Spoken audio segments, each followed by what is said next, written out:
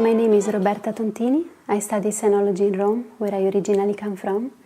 And I have been working on Chinese Muslims for my master's degree. And after I graduated, I moved to Xiamen, which is a beautiful city and island in Southeast China.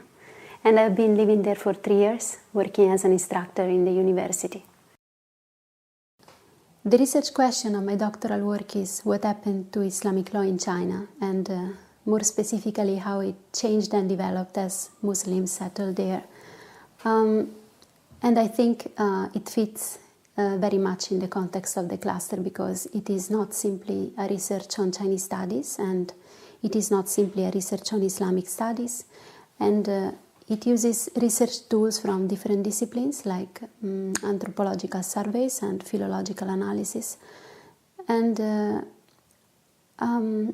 I think I needed to carry on this kind of research in a place in which I could move freely across disciplinary boundaries. According to the historical records, Islam came to China mostly through the Silk Road during the 7th century, when the first wave of migrants came from the Middle East.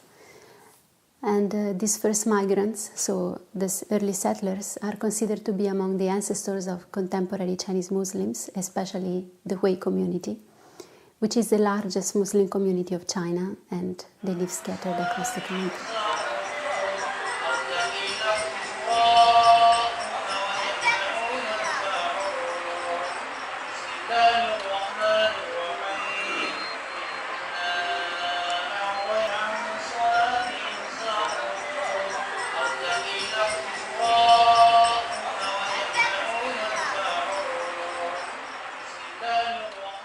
What captured my attention at the very beginning of this work was the presence in China of women mosques and women ahong, which is a term sometimes translated as imam.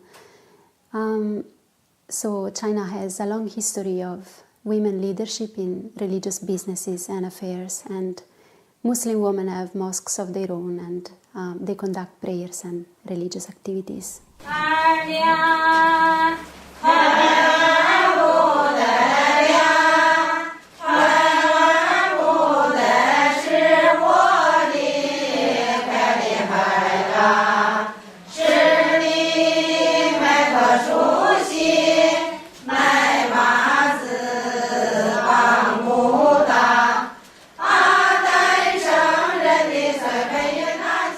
When I started, what I was looking for was a Quran in Chinese, because I thought that the Quran would be a main source of knowledge of Islamic law for any Muslim.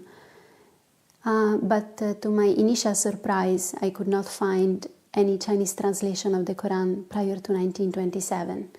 So I realized that I had to look somewhere else and to broaden the scope of my inquiries. And so that's when I started going through the earliest documents on Islamic law in Chinese. And among my findings, I especially identified one text called Tianfang Sanzijing, which is a rather comprehensive treatise on Islamic law for Chinese users.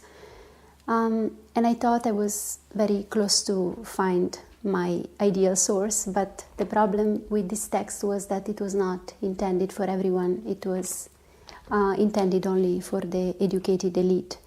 And I actually wanted to know on what average Muslims were basing their understanding of Islam and Islamic law. So I kept searching until I eventually found another text called Tianfang Sanzijing, which is a primer on Islamic law for average Muslim readers, which is written in sequences of 3 characters for easy memorization. So I thought I finally found my source, and I started collecting different copies of it. But then when I started analyzing the copies, I realized that I was not dealing with different copies, but actually with different versions of the same text. So the next question then became, why so many different versions of the same text? I eventually realized that the reason why so many different versions of the text were written and circulated over time was that Islamic law was attempting to harmonize itself with the changes and the shifts in the legal culture of the Chinese state. And It did so following the changes and the shifts in the main political setting over a time span of 300 years, starting from the earliest version, which was written around 1710, until the latest version, which was published in 2006. I am under the impression that Muslims today are becoming confused about what does it mean to follow Islamic law, and this is also because of a growing influence from definitions of the Sharia coming from abroad. And the result is that today the definition of the law in China is experiencing a split in at least two factions, with one faction advocating the traditional definition of the law and another faction looking at, for example, at the Arabs as models for implementing the Sharia. And I personally have more sympathy for the domestic definition of the law, which is the one portrayed in my dissertation, because I find it very self-reflective and also very sensitive to the social values of the secular state.